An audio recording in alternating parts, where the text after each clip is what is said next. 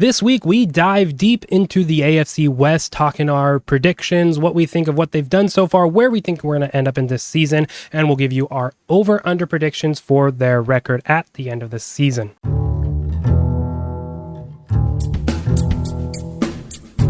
Welcome back to the West Coast Offensive, your sports podcast with a West Coast bias. I am your host, Kyle Dewhurst, joined by our forever guest, Drew Ager. Drew, how you doing? Doing pretty well, Kyle. Just got back from a 3-day backpacking trip with a bunch of 7th graders. So pretty exhausted right now. I'm mentally fried, but ready to get into it and have some fun. Yeah, that sounds exhausting. Don't miss those days. But yes, let's just jump right into talking football, because that's why we're here. Because this week we're going to be diving into the AFC West, talking about those four teams and what we expect out of them. We'll give some loose predictions, nothing concrete. We're going to just talk general sense here of what we think is going to happen with these teams and where they are going to end up by the end of the season. But Drew, we're going to start with the reigning Super Bowl champs, the Kansas City Chiefs.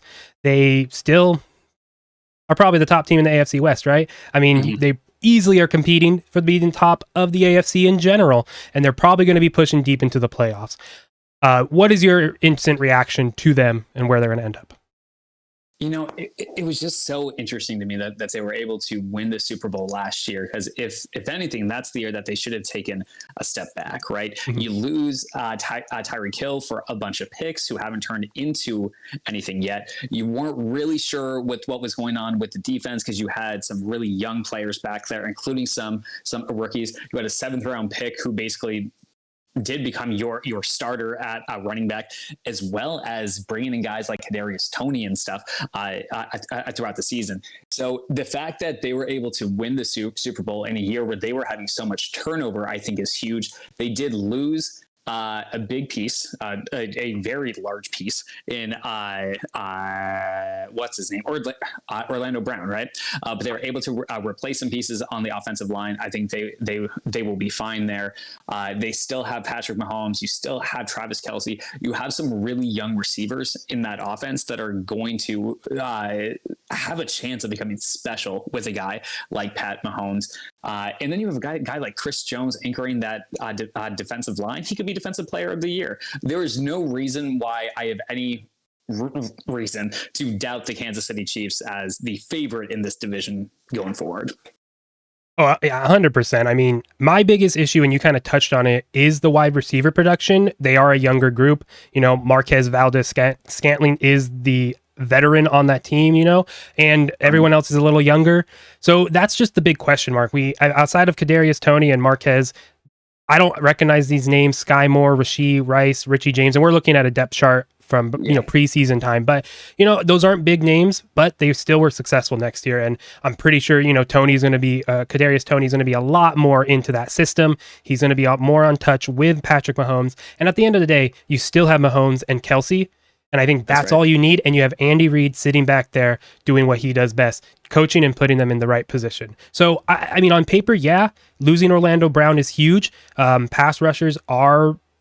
There's a good number of them in the AFC West, so that's your main concern, but it's Patrick Mahomes. He's just going to run away, right? He's just going to flip it somewhere. He's going to shovel pass it. It's just they scheme away from those things so well. I'm not worried about the offense until we see it halfway through the season. That's when I'm going to be concerned about anything more than just, I mean, maybe the receivers are not the best anymore. Maybe that's the issue. Maybe they need a bigger receiver down in that. I don't think so, though, because I just have so much confidence in Mahomes' ability. Yeah, well, and we saw Sky Moore come on in the Super Bowl at the end of the year. Mm-hmm. I think that they had a solid draft as well. So, and we can't forget that Kelce, although he's a tight end, is effectively a receiver in the way that he plays a lot in that offense. Their running game actually picked up last year, and that actually goes back to another reason why you shouldn't take a running back in the first round when they have Pacheco taking over for Clyde Edwards-Helaire, who has been not a bust in the sense that he is still in the NFL, but the fact that he was a first-round draft pick, a running back who never turned into a really dependable player, right? If that's the biggest weakness on the Chiefs offense, I'm not too concerned. And frankly, I just have no confidence in the rest of these other three teams. Yeah, for sure. I was trying to see if Edwards will be back, but it seems like he should be back ready to go with them. So we'll see that. I mean, with both, Edwards, Hilaire, and Pacheco back there, I mean, you have a nice little flex option who can both probably play wide receiver or at least get out of the backfield and go run some wheel routes. I'm not worried about this offensive at all with Kansas City. The defense, yeah, with Chris Jones right in the middle. Outside of that, I mean, I do worry linebackers, but I think really like their linebackers with Nick Bolton. I mean, they have some studs back there. oh, I misread that. I thought that was someone totally different. I was like, he sucks. But yeah, I mean, it would just be their defense if they can keep scoring down. I mean, their offense can keep going back. They're good to go. Their running's good, but I don't know. This team, yeah, I think we're predicting them to be probably winning the division. I don't really think anyone will push hard for them. Do you think they're going to split any series with AFC West teams, or do you think they're going to sweep? I mean, it's always a toss-up, right? Yeah. I think Raiders got one last year. No, the year before. I think it is more likely than not that they go 6-0. I think the Chargers have a chance. The Chargers tend to play them close.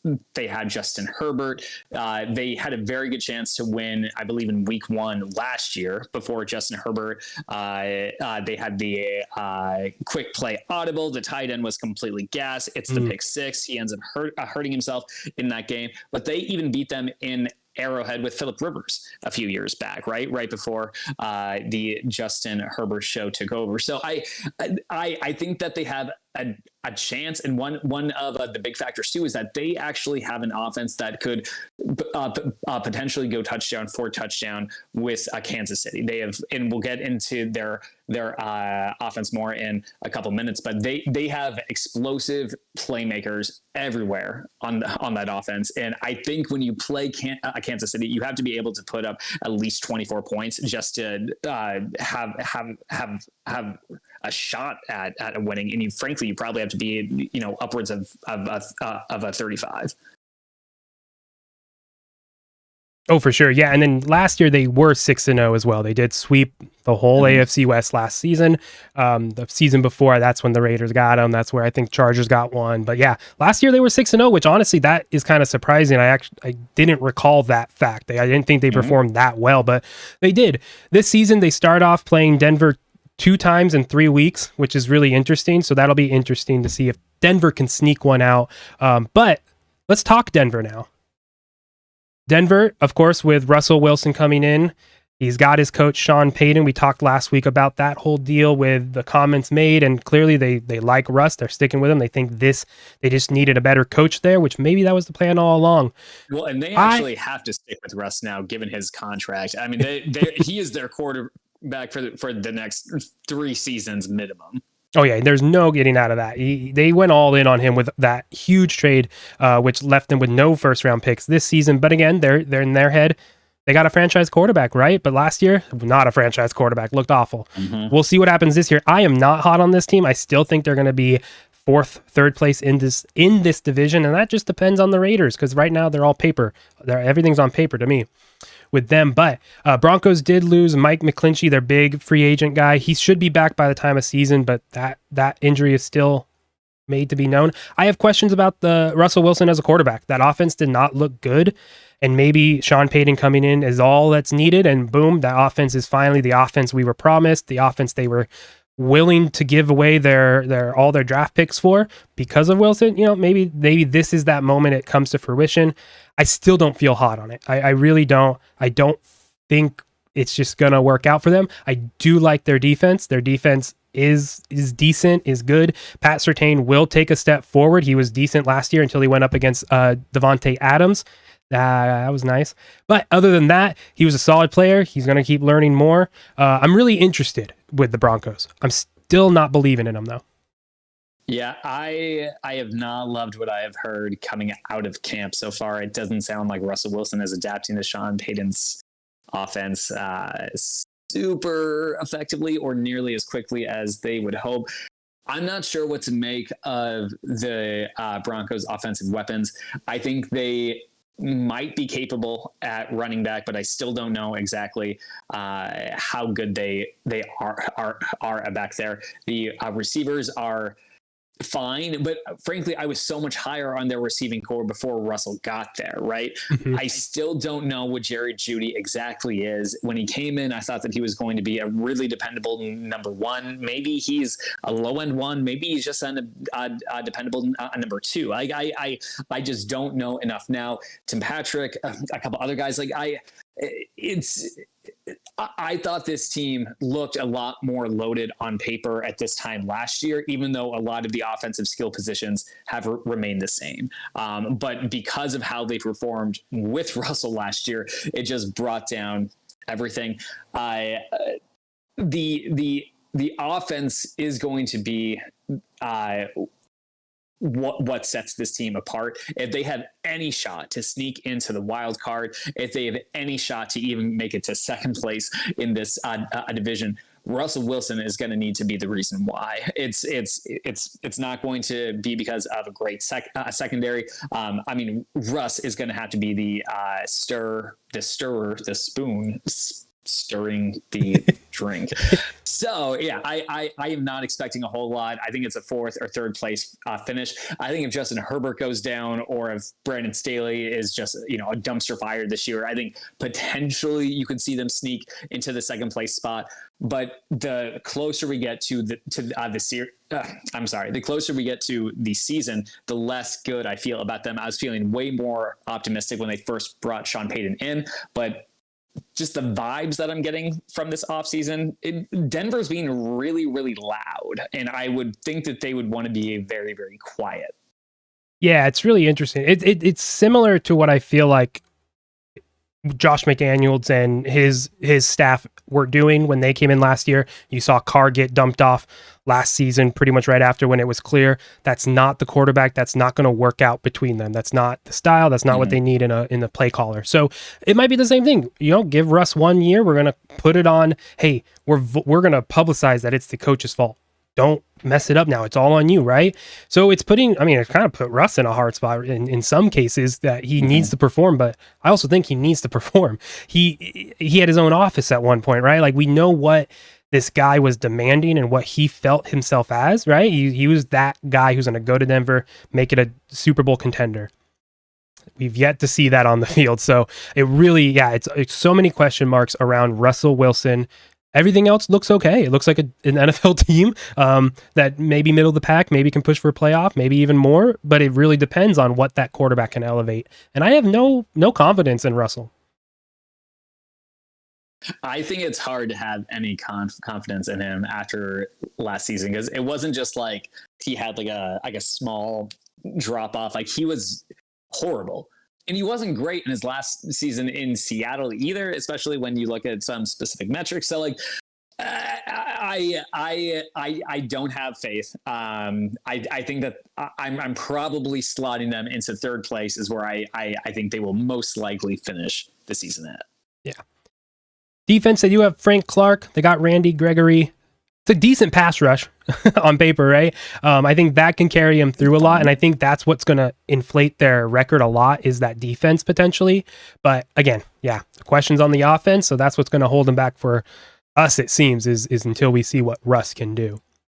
And a lot of people have been singing the praises of the defense based on what they did last year, but it's the same feeling I have about the Jets, right? Is that it's a young defense that sure played well, but was also not in a lot of competitive games, or in games where they were very high scoring, right? Yeah. They were teams where the other offense is trying to run out of the clock. They're having a conservative passing game. I want to see how good Sauce Gardner is. I want to see how good Pat Surtain is when the score is 42-35, right? Mm-hmm.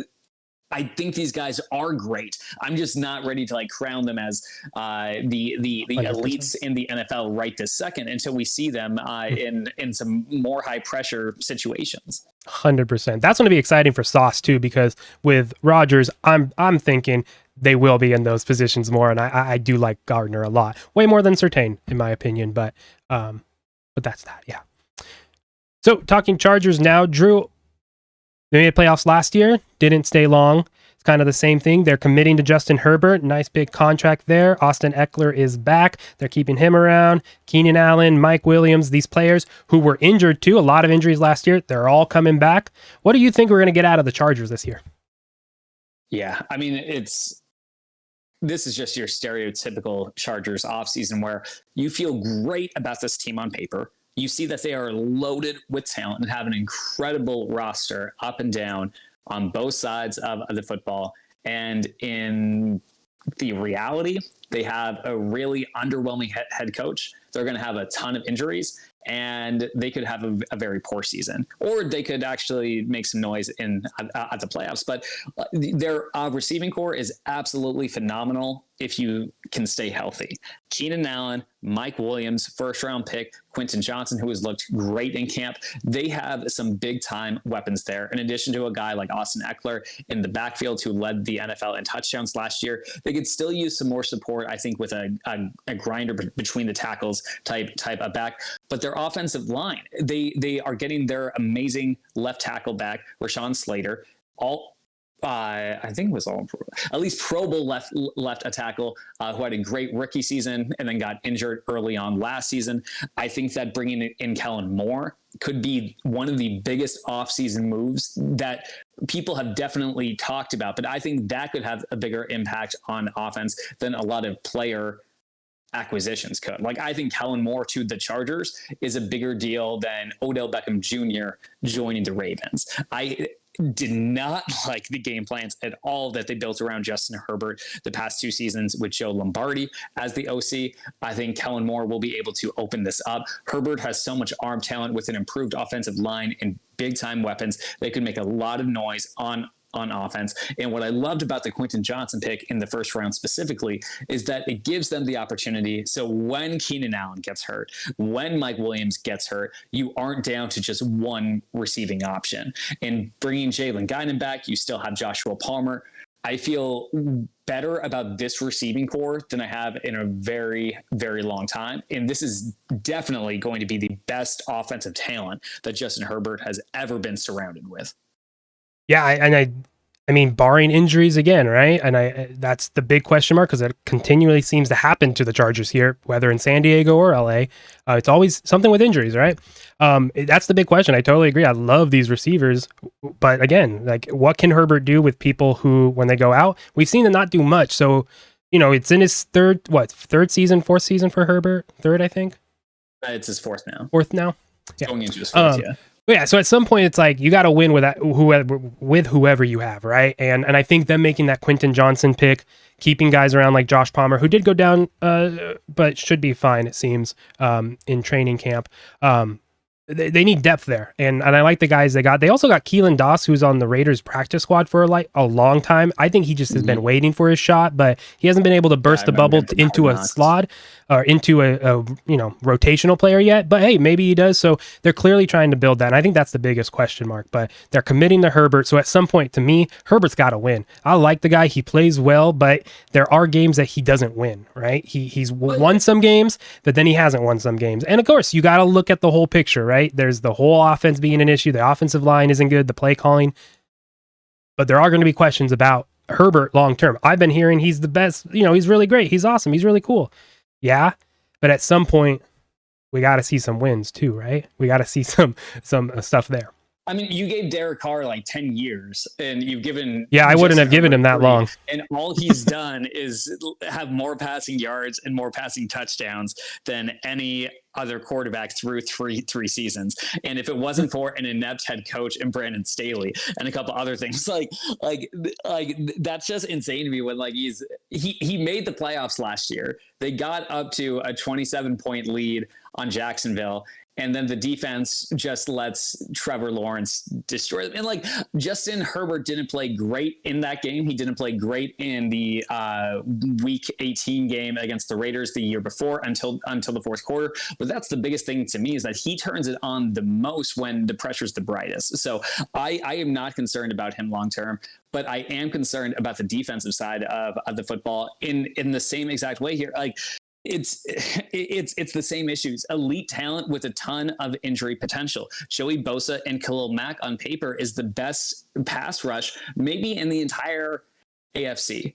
But are they going to play combined 2 games together? And is Khalil Mack going to be able to still be productive in the second half of the season and not get a burn down? JC Jackson's back. Is he going to be able to be the cornerback that you thought you were getting last year alongside Asante Samuel? They still have Derwin James. They have Eric Hendricks at linebacker. Like they have some nice pieces, but it's hard to have any faith in this franchise as long as Dean Spanos is the owner. Yeah. Well, even with Brandon Staley as coach, I mean, that he's a defensive mind, and that's been the most suspect, I think, is their defense, right? But that's the reason, I put this back to Dean Spanos because like you had an opportunity, like you could have fired Staley after a disastrous failure in the playoffs and bring in Sean Payton, right? You could have not hired Staley and hired somebody who was actually an experienced vet, but the Chargers always hire the cheapest head coaches possible. They run their contract and then they get somebody else. Like they refuse to go after actually decent head coaches because they want to make as much profit as possible and not actually care about winning football games. So do you think Brandon Staley is on the hot seat then, depending on how the season goes? Do you think first round loss in playoffs, is that still hot seat or is that successful? Because that's where they were last year. Yeah, but I think part of it depends on like how you win or lose too, right? Like I don't think it was just the fact that they lost to Jacksonville in the playoffs or that they lost to the Raiders the year before to miss out on the playoffs. I think it's how did they lose to that Raiders team was largely because of how Brandon Staley mismanaged the game at the end. He's supposed to be this defensive guru and they cannot stop the run at all, right? Trevor Lawrence gives you 4 interceptions in the first half of that playoff game and you can't win. Like, yes, he should be on the hot seat right now, even if he's not. I believe that his contract is only three years, so I would assume that it would be up at the end of this year. Maybe it's not, but like I put so much of the fact that Herbert has not won a playoff game yet on Brandon Staley than I do on Justin Herbert. I mean, this is all he has done is just like impress me. And so I can understand speculation that he got this contract without winning a playoff game. And I think it was just him and one other quarterback that has happened to. I can't think of who that name was, but it wasn't Derek super Carr. impressive. Oh, it was Derek Carr? He got extended. Yep, but never won a playoff game. But to even compare Derek Carr to Justin Herbert, I think is an insult to Justin Herbert. Like Derek Carr was never the talent that Justin Herbert was. I think, okay, now we're getting into specifics and it's opinion. But I think Herbert is way more. When did Derek Carr? He is okay. All right. I think Herbert is way more athletic. 100%. Carr isn't that athletic guy. He is way more athletic than he shows in games. You know, there's a time he jumped over a player and did a front flip to get a first down against the Saints a long time ago. Gruden's first season. Don't do that as a quarterback though, right? He is athletic, but he plays more reserved. But the situation is very similar. And that's kind of where I was going at with it, is that now you have them give a contract to a player. The coaching has been the issue. Carr had, 9 head coaches, multiple coordinators over his year. As soon as you started seeing progress, new coordinator doesn't work out. So to me, it's like, okay, but can this guy push it, right? And especially now we're, Kellen Moore's that guy. He's going to uplift it. Cool. I want to see Herbert win games now. I want to see him from start to finish, not wait until the last minute, the last quarter to do it. That's that coaching though too there. He has won games though. He just hasn't won a playoff game. I think yes, obviously he's not 0 something, right? I'm just saying. But in those big games, he hasn't pulled it out, right? It doesn't matter that the offense stalled too against the Jacksonville too, right? Like it's also that as well. So I think it's those things that I was pointing out, saying, hey, if you're going to give a guy a contract and you're going to say he's the next guy, still hasn't won a playoff game, right? You can put it a lot, just like everyone else was doing it to Derek Carr. It's fair, though. He still didn't win a playoff game, and when he was there, you threw the ball short of the end zone. Justin Herbert is so much better than Derek Carr. I wasn't saying that Herbert wasn't better. I just want to be clear on that. I can't wait till, though, Herbert takes a step back this year, and the Saints just rip it, and like Carr's just flinging it, and everyone's just like, who the hell is this guy? Because he's secretly been a very good quarterback who's been pushed down by like ineptitude in the Raiders franchise and the coaching stuff. I would love to see him just with that chip on his shoulder go for it and just be like, of course he was not awful. Well, Drew, now let's talk about the last team in the AFC West, the Las Vegas Raiders, the one that you are very biased to. That's me. They brought in, I mean, we talked about it a lot. Carr is gone. He was sat the last 2 games of the season, which is pretty disrespectful. Just let him play out those 2 games. You saw Stidham tear apart the 49ers first, starting defense. And what do you do still? He's on another team. So whatever. You didn't want to play Carr. There were some issues there. Can't wait for that 30 for 30 to see why that got dismantled or something. Want to know more. But we have Jimmy Garoppolo. Training camp has been going on. He's had some rough days. He's had some great days. Which has been fun to watch there. I think that's going to be okay. We have like we said a couple times in our conversations, Derek Carr, you go to Jimmy Garoppolo, it's a sidestep. Different, but same, right? So I think he's going to run the offense better. He's going to have more of a hold on it, and that's it, right? I don't expect anything tremendous, crazy out of this guy. I'm keeping my expectations low, right? All he needs to do is run the offense better than last year. And I think he will because he knows the system and he already has experience with it. Because Carr did not understand it. Carr was used to way more freedom at the line. McDaniel says, no, do what I tell you. We have a plan. So there's issues there.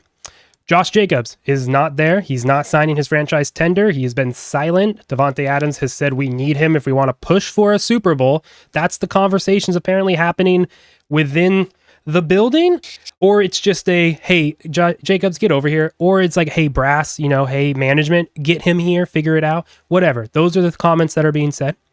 Without Josh Jacobs, I don't know how much legs that, hey, running back, how far this team can go without him. Zamir White, they drafted him last season, didn't get to touch the ball much because Josh Jacobs was that guy. So I don't know what we're going to get out of Zamir White. So that's my big question mark. Is Jacobs on the team? I don't think this team is going to push for a playoff spot without him. And if they do, amazing. We'll love it. A fantastic time to be a Raider fan. But I do not expect that. I think you need Josh Jacobs to be successful in the current state of this team. You got Davante Adams, of course, number 1 receiver right up there with Justin Jefferson, right? You can't argue that. Garoppolo has a pretty ball. He doesn't have a deep ball, though. So what is going to happen there with Davante Adams? I don't think we're going to see the field stretch as much, but Davante Adams likes those little in routes too. But with that, Hunter Renfrow, I'm happy with that. Offensive line is the same as last year. Right tackle worries me with some players there. They're still trying to figure out who that person is in that right tackle spot, but the offensive line continues mostly the same from last year, and that year had the leading rusher behind it, right? So, hey, we got a running thing, but I have a lot of question marks about their ability to protect Garoppolo. What do you think about the offense, Drew? Yeah, you're a lot higher on the Raiders offense than I am. All on paper. Hey, this is all on paper. Yeah. Jacobs definitely led the league in rushing last year. That's impressive. I think it would be hilarious if he sat out. Just as somebody who enjoys watching the Raiders flounder around. Clearly, without him, I don't think they have a very good shot to make any noise in that division. But even with him, I just don't think it moves the needle all that much. I don't have a ton of faith in Jimmy G. Their receiving core, I think you like it better than me. I think Hunter Renfrow is crazy overrated. You're wrong. He's fine. You're so wrong. I think he's put him one-on-one against anyone. Oof. I would lock him up in a dumpster. God, I wish we could see this because you would not.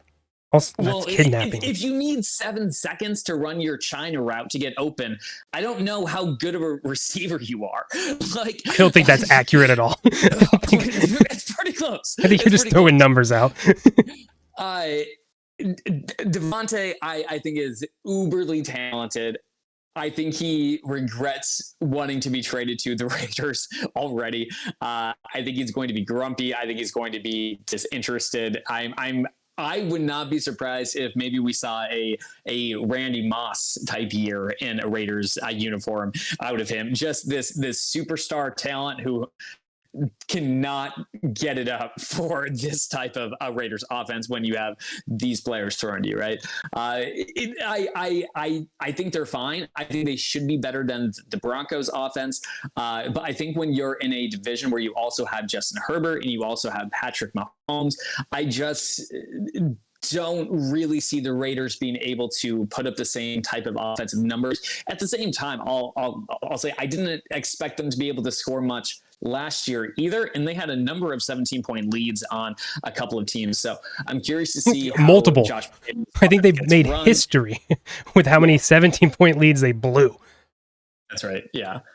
And then, but defensively too, like that's where I have even less faith, and I guess that's the overall point that I'm trying to make here, is that like the like offense I think can be fine. I think they can be competitive. I don't think they're going to be averaging 30 points a game, but I don't think they're going to embarrass you, with the caveat that I think it's likely, far more likely than not, that Jimmy G gets hurt at some point this year, and you have to deal with the backup quarterback, right? But defensively, and it's a similar issue. Like, so you have Max Crosby, which is fine. Chandler Jones did not look very good last year. You have had issues in your secondary for the past 25 years. I mean, really, since Charles and Rod Woodson left, you haven't had any quality players back. Nnamdi Asamoah. Yeah. So yeah, well, and he left to go to Philadelphia, right? For the dream team. Yeah. Yeah, that's right. Yeah. Oh man, I forgot about that. So that scares me more than anything else on their team, is that their defense, I think, is just going to get ripped apart, and it doesn't matter how many points you can score if you can't stop. Yeah, there was too many moments of that last year. I mean, multiple, I think at least 5, maybe 6, but at least 5, I'm pretty sure. 17-point leads that they lost and ended up losing that game. It's ridiculous. That's coaching. That's some scheme. That's something off with the defense. You're getting figured out at halftime. I just remember the past decade plus that being the Raiders' issue. Once you go into the locker room, you come back out, it's a different team. Multiple games, multiple times a season, the past 10 plus years. That's just my big thing. If I was going to diagnose one of the big problems, it'd be coming out at halftime without adjustments made, apparently, or the wrong adjustments made. So many times they look like shit coming out of halftime. Their defense is the biggest concern to me, because we saw that last year. I mean, so many plays of just wide open receivers and then just blowing the lead and all that stuff. You got Max Crosby on the end. He is going to against the Patriots. Wait, repeat that. The defense won the game versus the Patriots, though. That's true. I mean, oh no, Jacoby Myers, who is now on the Raiders, threw it right to Chandler Jones. That was his tryout. He's, look, I can play for you. What a play. Jeez. Yes, they did win that game. Max Crosby, Chandler Jones. Chandler Jones has cut weight. He's feeling better. He's talked about it. Great, man. You took last 3 weeks is when you finally showed up and started producing. So obviously there's the double teaming and the scheming people out, but at some point you still got to work through that. Their defensive tackles I don't like. They don't got anyone. Jerry Tillery is the biggest name there. We saw no interior rush, and that's not going to help. You got Divine Diablo, who looked good, but I still want to see him take that step, which is still a must if this defense is going to be anything. They brought Robert Spillane from Pittsburgh over, who's a veteran guy. Again, it's an assortment there, or an accessory more than your cowbell prize right there. I do like that we got Marcus Peters. He's excited to be a Raider. Back there with Trayvon Moehrig and Marcus Epps as well. I think the secondary did take a step forward. I think they are better than they were last year in the last couple years. I still don't think that means, well, I don't think, that's what I'm saying. I don't think that means that they have a league leading secondary at all. No. I mean, they're just going to be better. So on paper, you just need to prove it. I like the pieces. I could see how they work. You address the secondary. You brought in another linebacker to address that. You like Diablo. I like the progression he's made. I don't think he's there yet, though, but I liked what he's done so far. Max Crosby is great. He's a fantastic player. Chandler Jones needs to compliment him now. We also drafted, who's that guy? Tyree Wilson in the first round. He's injured. He's been out for 3 weeks. He's going to miss most of training camp. So once again, we've made a pick for a guy who's injured and is going to miss everything. So I don't know what we're going to get out of him. First round pick to that, then he's injured. It's a waste, in my opinion. So we're It's not. so shocking because the Raiders have such a rich history of developing their first round picks. It's such a it's so well develop them for. I mean, Clelin Ferrell, Khalil Mack. I mean, we got him ready for the Chargers. Woo. I guess you did. You hit on Sebastian Janikowski. We did. Hall of Famer right there. Seabass. That's what we're missing. Special teams is great. I will say AJ Cole, Daniel Carlson, nothing to complain about. Great players. They're going to hit it. Carlson up there with Justin Tucker. If he can get into the playoffs and actually win games that matter, as opposed to just making these long field goals in a regular season game. So it's all on paper for me. I think as a fan, it's exciting because there's a lot of potential. I understand that I don't expect much out of this team. I want to see Garoppolo throw the ball first. I want to see the defense a whole game. I'm looking at weeks 1 through 4 of the regular season. That's when I'll know what this team is. But on paper, I like it. I see it. I see what they're trying to build. And again, we're used to big name, bringing in free agents. They're trying to develop long term. And I could see what they're doing, but we need people to take a step. And if you're going to go out and get people like Marcus Peters and these, Robert Spillane and say those are your answers to filling the holes we have on our defense and our team, all right, they better produce then, and you better coach then, and stop dropping 17-point leads. What do you mean by potential though? Like, what do you think the ceiling for this team is? Because that's where, like, I agree with you. I feel like on the assessment of the team overall, but I get the feeling that you think this team could be like could compete for like a wild card spot. 100%. I 100% believe they can. Dependent on the defense or the team not blowing a 17-point lead. Remember, they had and again. It's easy to scheme for Carr, I think. You start hitting him, he was doing things that were predictable in a lot of ways. It was kind of the similar mistakes. I don't blame a lot of his mistakes. Throw more than 15 yards. Well, I know that, and that's why the offense is all different, though, and that's the big question mark, right? I don't know what the offense is going to be. I'm more positive about the defense and more interested in what they're going to do. They've been, training camp. I've loved the reports, though. They've been really entertaining. People blowing their lids off, saying the defense is, they picked Garoppolo like 7 times, apparently, and then Garoppolo torched them the next day. So it's back and forth training camp, but there's a lot of energy in training camp, and I'm liking what we're hearing, more so than what I'm hearing out of like Denver and such. Again, how many wins do you think the Raiders are going to get this year? Without Josh Jacobs, I don't think they go up plus 500. I don't think they go plus 500 if they have Josh Jacobs and they get Josh Jacobs' mom and brother. I want to see, and that's okay. I want to over 500. I don't think without Josh Jacobs and the defense not getting turnovers, because that was an issue last year. They didn't produce it until someone threw the ball right to their hands. They need to disrupt stuff. People need to stop holding Max Crosby. If that defense can take a step and at least make stops more consistently, I think the offense can get it done. But again, it's all on paper. But I don't know. It's hard to the fan in me. I do think this team is sneakier than people are giving it credit for. I don't know if they will push for a playoff spot. I do feel that as more of a fan. I'm going to diagnose. But sites putting them in 3 to 4 wins, I think that's just wrong. I think they're a 7 to 8 to 9 win team. So if we had the over under at 8.5 wins, are you taking the over? I take the over. Okay. I feel very confident in taking the under. Yeah, I would take the over. All right. So if they have 8 or less wins, I win the first bet of the year. And if they have 9 or more wins, you will win the first bet of the year. Yes. Yep. All right. Yeah, it's the big question with the defense and the coaching, really. The offense was still productive, though. And I think if we have the over-under for the Broncos at under 4 wins, what would you say? Oh, I would say over. I think they're going to get more than 4. What about 5? I was going to say like 5 to 6. So I would take I think it's under 6. I would go. Okay, so 5.5, and you're going under. Okay, I'd go under.